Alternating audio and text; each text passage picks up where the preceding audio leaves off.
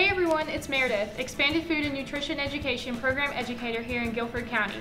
I know you've seen it in the stores. Whole wheat, whole grain, honey wheat, made with whole grain. Labels and ads can make it really hard to distinguish between true whole grain products and those masquerading as whole grains. And identifying added sugars, there's only so much time in the day. But have no fear. Today I'm going to share some tips and tricks on identifying whole grains and added sugars, as well as share one of my favorite whole grain snacks. So what is a whole grain? Whole grains have three parts. So there's the bran. This is the hard outer shell that protects the seed through the winter. Then there's the endosperm. This is what provides energy for the growing seedling. And then the germ on the inside. This is the new baby plant. The germ contains a lot of oils and nutrients in there.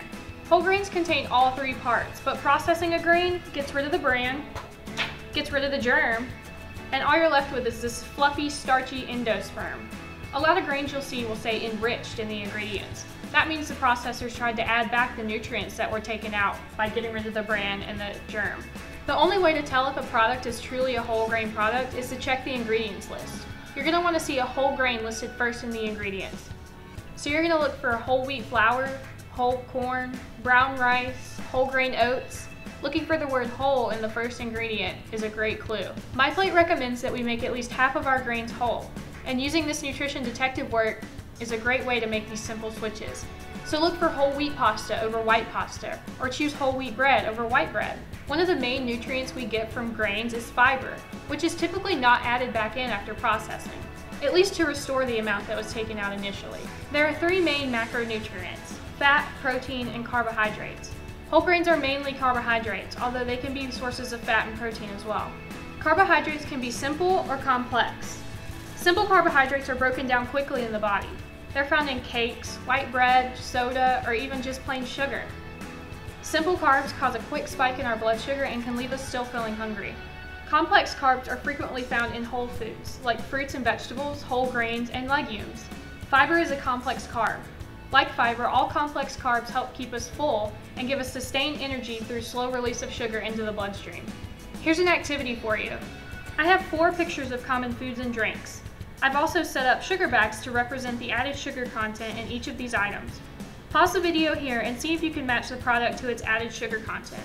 I'd love to see your answers down in the comments. Well, how did you do? Were you surprised at the amount of sugar in each of these products? Maybe, maybe not.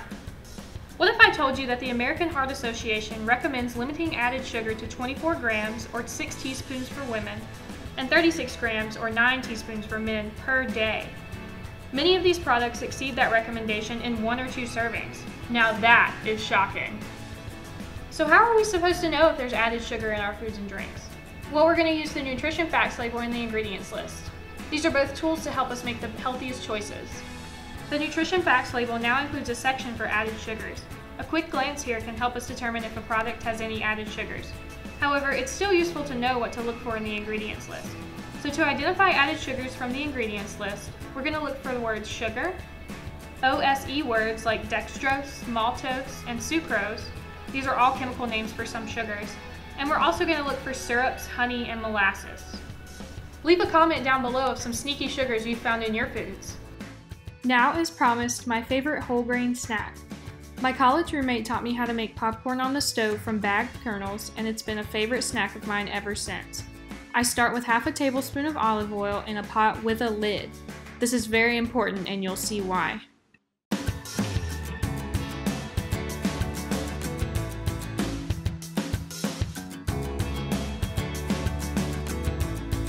Once the oil is heated, I add 2 tablespoons of popcorn kernels, cover, and shake the pot to coat the kernels.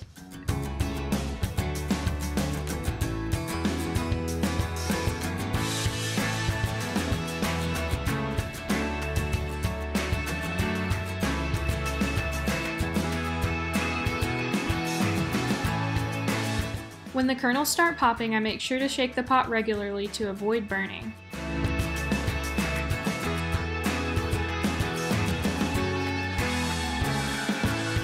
Once the popcorn is completely popped, I'll transfer it to a bowl, and then the real fun can begin. Whatever flavor combination you like is yours to enjoy on your popcorn. One of my favorites is Parmesan cheese and Italian seasoning.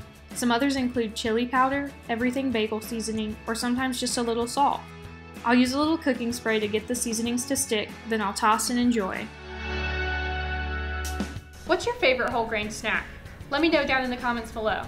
If you'd like to learn more about FNET, please contact your local extension center. I'll put that link down there as well. I challenge you to use your new nutrition detective skills to identify whole grains and added sugars. We'd love to hear from you over the next week. Happy Friday!